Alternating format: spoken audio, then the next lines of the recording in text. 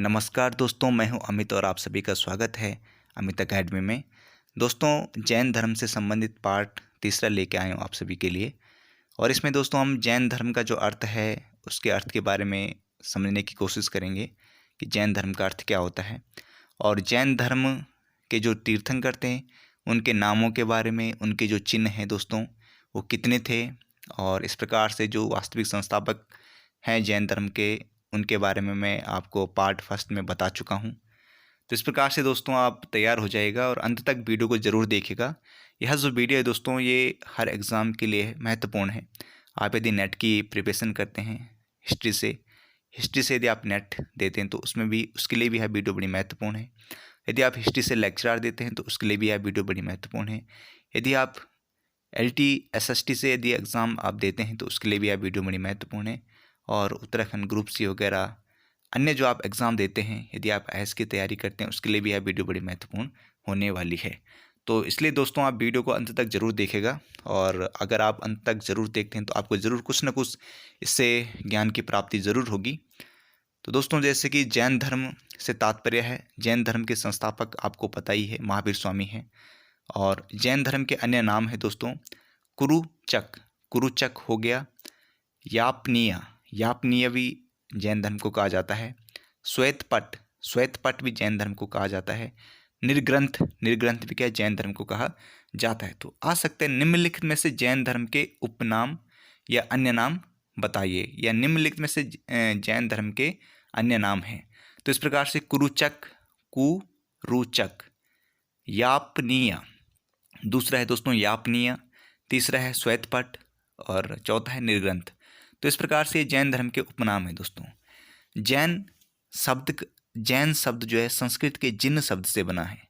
जैन शब्द संस्कृत के जिन शब्द से बना है जिसका अर्थ है विजेता। यानी यदि हम बात करते हैं जो जैन शब्द है दोस्तों ये संस्कृत के जिन शब्द से बना है जिसका अर्थ होता है विजेता। तो जैन का अर्थ क्या हुआ? विजेता हुआ। विजेता यानी जितेंद्रिय, जिन्होंने क्या है जिसने जितेंद्रिय का जो अर्थ हुआ है दोस्तों, जिसने अपनी क्या इंद्रियों पे विजय हासिल की है, वो क्या है, मतलब इंद्रियों पे क्या है विजय, इंद्रियों का विजेता यानी इंद्रियों पे क्या विजय हासिल करना है, जितेंद्र कहलाता है। यानी जैन क्या है महात्माओं को निर्ग्रंथ यानी बंधन रहित तथा जैन संस्थापकों को तीर्थंकर कहा गया। यानी जो जैन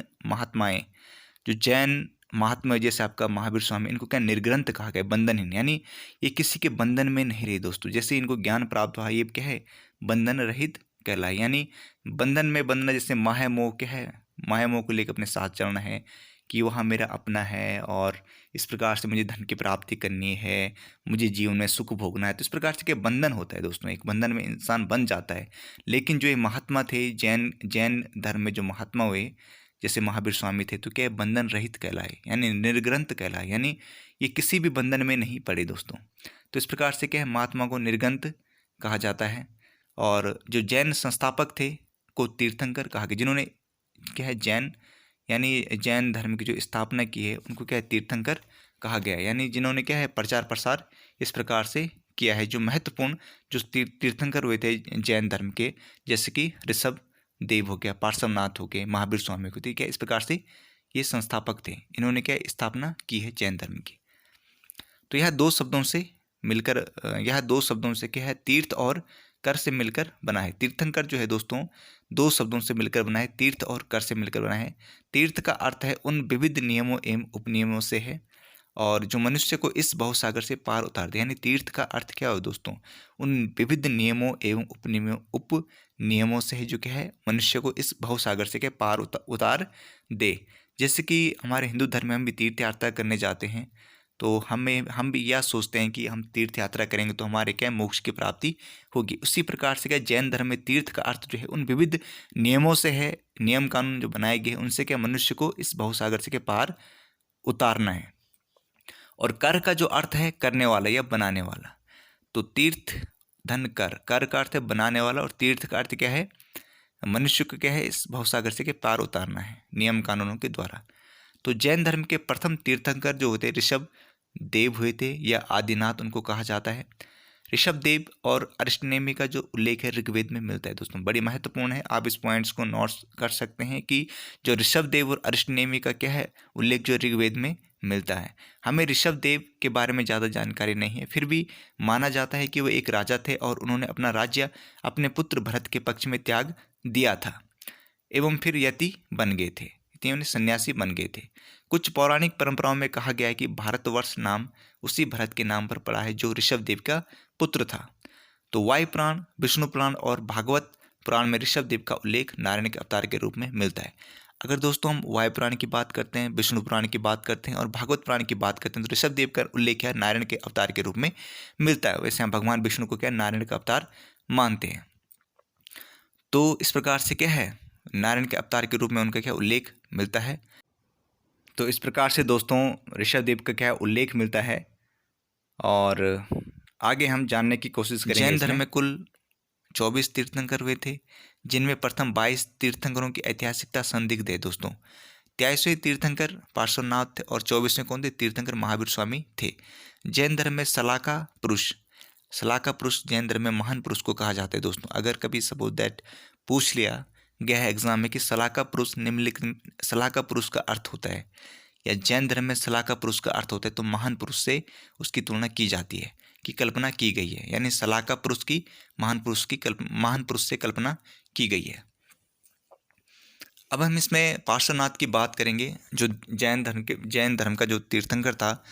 ऋषभदेव के बारे में उतनी जानकारी है नहीं, लेकिन जो पार्श्वनाथ है और इनके बारे में हम जानने की कोशिश करेंगे, जो 23वें तीर्थंकर थे जैन धर्म के। तो इसमें जैसे पार्श्वनाथ के पिता का नाम अश्वसेन था, जो कि काशी के राजा थे। काशी एक राज्य हुआ करता था, उसके राजा थे दोस्तों। माता का नाम इनका वामा था। पार्श्वनाथ की जो माता थी उनका नाम वामा था, वामा, जो कौश स्थल के राजा नरवर्मन की पुत्री थी। यानी जो पार्श्वनाथ की जो माता थी वो नरवर्मन की क्या है, पुत्री थी। पत्नी प्रभावती, पार्श्वनाथ की जो पत्नी का नाम था प्रभावती था, प्रभावती। तो इस प्रकार से पार्श्वनाथ की पत्नी का नाम प्रभावती था। अगर कभी पूछ लिया गया तो आप इसमें वीडियो को यदि आप ध्यान से सुनेंगे तो आपका सारा आपको कंठस्थ याद हो जाएगा दोस्तों। यदि आप नोट भी करना चाहेंगे तो आप नोट भी कर सकते हैं, और ये आप पे डिपेंड करता है कि आप क्या करना चाहते हैं। तो यह जो है पार्श्वनाथ जो है 23वें तीर्थंकर थे तथा ऐतिहासिक माने जाते हैं। पार्श्वनाथ दोस्तों जैन धर्म के 23वें तीर्थंकर तथा ऐतिहासिक माने जाते हैं। उनका काल महावीर स्वामी से 250 वर्ष पहले माना जाता है। इनका समय ईस्वी पूर्व 8वीं शताब्दी माना जा सकता है। 30 वर्ष की आयु में गृह त्याग कर सन्यासी हो गए थे, यानी पार्श्वनाथ के 30 वर्ष की आयु में गृह त्याग कर सन्यासी हो गए थे। तो उन्होंने 83 दिन की घोर तपस्या के बाद इन्हें समेत पर्वत पर ज्ञान प्राप्त हुआ था। यानी पार्श्वनाथ को जो ज्ञान प्राप्त हुआ था दोस्तों समेत पर्वत पर हुआ था। अगर कभी पूछ लिया गया है जैन धर्म के जो 23वें तीर्थंकर थे पार्श्वनाथ, उनको ज्ञान प्राप्त हुआ है, किस पर्वत पर उन्हें ज्ञान प्राप्त हुआ, समेत पर्वत पर क्या उन्हें ज्ञान की प्राप्ति हुई थी। तो जैन अनुश्रुति के अनुसार इन्होंने 70 वर्ष तक धर्म का प्रचार किया था, और जैन ग्रंथों में पार्श्वनाथ को पुरुषाद नियम कहा गया है, पुरुषाद नियम। अगर कभी पूछा गया है दोस्तों कि जैन ग्रंथों में पुरुषाद नियम किसे कहा गया है, तो पार्श्वनाथ को कहा गया है। इन्होंने 70 वर्ष तक क्या है जैन धर्म का प्रचार प्रसार किया था। इनके अनुयायियों को निर्ग्रंथ कहा जाता था। पार्श्वनाथ के समय में निर्ग्रंथ संप्रदाय 4 गणों या संघों में विभक्त था। प्रत्येक गण एक गणधर के अंतर्गत था। प्रत्येक गण क्या था, एक गणधर के अंतर्गत था। पार्श्वनाथ ने नारियों को भी अपने धर्म में प्रवेश दिया, क्योंकि जैन ग्रंथ में स्त्री संघ की अध्यक्षा पुष्पचूला का उल्लेख मिलता है। तो इस प्रकार से क्या पुष्पचूला ने उस समय क्या अध्यक्षता की थी। इन्होंने भी वैदिक कर्मकांड देववाद की आलोचना की है, और वैदिक कर्मकांड देववाद की आलोचना की है पार्श्वनाथ ने, तथा जाति प्रथा पर प्रहार किया है पार्श्वनाथ ने। अपने अनुयायियों को इन्होंने चातुर्याम शिक्षा या 4 आचरण पालन करने को कहा था। तो दोस्तों पार्श्वनाथ ने क्या है अपने अनुयायियों को क्या 4 आचरण पालन करने को कहा था। उता फर्स्ट था सत्य था, सदा सत्य बोलना है। दूसरा अहिंसा था, प्राणियों की हिंसा नहीं करनी है, ठीक है। असत्य, चोरी ना करना है। अपरिग्रह यानी संपत्ति ना रखना है। तो ये 4 क्या है आचरण या 4 जो नियम बताए थे पार्श्वनाथ ने अपने अनुयायियों के लिए बताए थे। सत्य, सदा सत्य बोलना है। अहिंसा यानी हिंसा नहीं करनी है। असत्य यानी चोरी नहीं करनी है। अपरिग्रह यानी संपत्ति ना रखना है। तो इस प्रकार से दोस्तों क्या पार्श्वनाथ के इस प्रकार से कुछ 4 नियम थे। इसमें 5वां जो नियम था वो महावीर स्वामी ने जोड़ा था, ब्रह्मचार्य का जो नियम था, जब महावीर स्वामी 24वें तीर्थंकर हुए थे दोस्तों। तो दोस्तों आगे हम जानने की कोशिश करेंगे 24वें तीर्थंकर के बारे में, उनके नाम और उनके जो चिन्ह हैं उनके बारे में जानने की कम कोशिश में। तो इस प्रकार से दोस्तों हम जैन तीर्थंकरों के नामों की चर्चा करेंगे इसमें। तो पहला जो नाम आता है ऋषभदेव का आता है, या उनको आदिनाथ भी कहा जाता है। और दूसरा आता है अजितनाथ का आता है। तीसरे नंबर पे संभवनाथ आते हैं। चौथे नंबर पे अभिनंदन नाथ का नाम आता है। पाँचवें पे सुमित नाथ का आता है। छठे पे पदम प्रभु का नाम आता है। और सातवें पे सुपार्श्व नाथ का आता है। आठवें पे चंद्र प्रभु का आता है। और नौवें पे सुबिधि नाथ का आता है। 10वें पे शीतल नाथ का नाम आता है। और 11वें पे श्रेयस नाथ का नाम आता है, श्रेयस नाथ। 12वें पे पूज्यनाथ का नाम आता है। 13वें पे विमलनाथ का नाम आता है। 14वें पे अनंतनाथ का नाम आता है। और 15वें नंबर पे धर्मनाथ का नाम आता है। और 16वें नंबर पे शांतिनाथ का नाम आता है। और 17वें नंबर पे कुंतुनाथ का नाम आता है, कुंथुनाथ। और 18वें नंबर पे अरनाथ का नाम आता है। 19वें नंबर पे मलिनाथ का नाम आता है। और 20वें नंबर पे मुनि सुवर्त का नाम आता है, मुनि सुवर्त। अगर हम 21वें नंबर की बात करते हैं तो 21वें नंबर पे नेमिनाथ का नाम आता है। और 22वें नंबर पे अरिष्टनेमि का नाम आता है। और 23वें नंबर पे पार्श्वनाथ का नाम आता है। 24वें नंबर पे महावीर स्वामी का नाम आता है। महावीर स्वामी को वास्तविक संस्थापक कहा जाता है।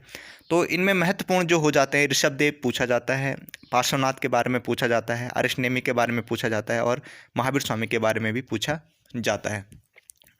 इस प्रकार से जो इनके जो तीर्थंकर थे, इनके जो प्रतीक चिन्ह थे इस प्रकार से। ऋषभदेव की बात करते हैं। ऋषभदेव का जो प्रतीक था वृषभ था, और ऋषभदेव का प्रतीक वृषभ था। और अजितनाथ जो दूसरे नंबर के थे, उनका जो प्रतीक चिन्ह था गज था, गज यानी हाथी था। और तीसरे नंबर के संभवनाथ का जो प्रतीक चिन्ह था अश्व था। चौथे नंबर के अभिनंदन नाथ का जो प्रतीक चिन्ह था कपि था, कपि। और सुमितनाथ जो 5वें नंबर पे थे, सुमितनाथ का जो प्रतीक चिन्ह था क्रौंच था, क्रौंच। और छठे नंबर पे जो पदम प्रभु था, उनका जो चिन्ह था पदम था। और सुपार्श्व नाथ यानी 7वें नंबर पे जो थे उनका स्वास्तिक था। और 8वें नंबर पे चंद्र प्रभु का जो प्रतीक चिन्ह था चंद्र था। और 9वें नंबर पे जो सुबिधनाथ थे, उनका जो प्रतीक चिन्ह था मकर था। और 10वें नंबर पे शीतलनाथ का जो प्रतीक चिन्ह था श्रीवत्स था, श्रीवत्स। और 11वें नंबर पे श्रेयांसनाथ का जो प्रतीक चिन्ह था गैंडा था, श्रेयांसनाथ का प्रतीक चिन्ह गैंडा था। और 12वें नंबर पे जो पूज्यनाथ था, उनका प्रतीक चिन्ह महिषी था, महिष। और विमलनाथ का जो प्रतीक चिन्ह था वाराह था। और इस प्रकार से उसके बाद जो अनंतनाथ था, उसका प्रतीक चिन्ह सेन था। अनंतनाथ के बाद धर्मनाथ का जो प्रतीक चिन्ह था वज्र था, वज्र। शांतिनाथ, धर्मनाथ के बाद शांतिनाथ का नाम आता है। शांतिनाथ का जो प्रतीक चिन्ह था मृग था। और शांतिनाथ के बाद कुंथुनाथ का नाम आता है। कुंथुनाथ का प्रतीक चिन्ह अज था, अज। और कुंतुनाथ के बाद अरनाथ का नाम आता है। अरनाथ का जो प्रतीक चिन्ह था मीन था, मीन। और अरनाथ के बाद मलिनाथ का नाम आता है। मलिनाथ का जो प्रतीक चिन्ह था कलश था। पूछा जाएगा मलिनाथ का प्रतीक चिन्ह बताइए, कलश। मुनि सुवर्त, मलिनाथ के बाद मुनि सुवर्त का नाम आता है। उनका जो प्रतीक चिन्ह था कूर्मो था, कूर्मो। और मुनि सुवर्त के बाद नेमिनाथ का नाम आता है। नेमिनाथ का जो प्रतीक चिन्ह था नीलोत्पल, नीलोत्पल। और नेमिनाथ के बाद अरिष्टनेमि का नाम आता है। अरिष्टनेमि का जो प्रतीक चिन्ह था शंख था। और अरिष्टनेमि के बाद जो आता है पार्श्वनाथ का नाम आता है। पार्श्वनाथ का जो प्रतीक चिन्ह था सर्पफण था, सर्पफण। और पार्श्वनाथ के बाद महावीर स्वामी का नाम आता है। महावीर स्वामी का जो प्रतीक चिन्ह था सिंह था, सिंह यानी शेर। तो इस प्रकार से अरिष्टनेमि का जो संबंध है दोस्तों, भगवान श्री कृष्ण से उनका संबंध उस बताया जाता है कि भगवान श्री कृष्ण के क्या समकालीन थे अरिष्टनेमि। इस प्रकार से पार्श्वनाथ का जो प्रतीक चिन्ह है सर्पफण है, जो महत्वपूर्ण है, पूछा जा सकता है। महावीर स्वामी का सिंह है, जो पूछा जा सकता है।